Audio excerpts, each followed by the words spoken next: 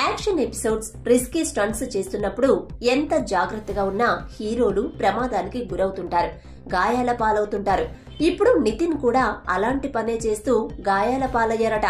Recent గా extraordinary man తో తన ఫ్యాన్స్ ను డిసప్పాయింట్ చేసిన నితిన్ నెక్స్ట్ ఎలాగైనా హిట్ కొట్టాలని వేణు శ్రీరామ్ డైరెక్షన్ లో తమ్ముడు చేస్తున్నారు.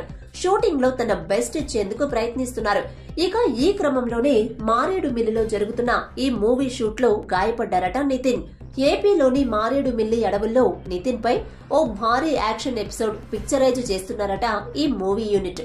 ఇక ఈ క్రమంలోనే ఆ యాక్షన్ సీన్స్ చేస్తూ నితిన్ ప్రమాదానికి గురయ్యారట. దీంతో నితిన్ చేతికి గాయమైందట.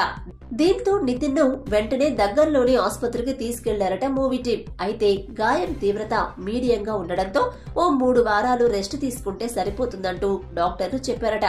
దీంతో ఆ మూవీ షూట్ కు చిన్న బ్రేక్ ఇచ్చారట డైరెక్టర్ వేణు శ్రీరామ్.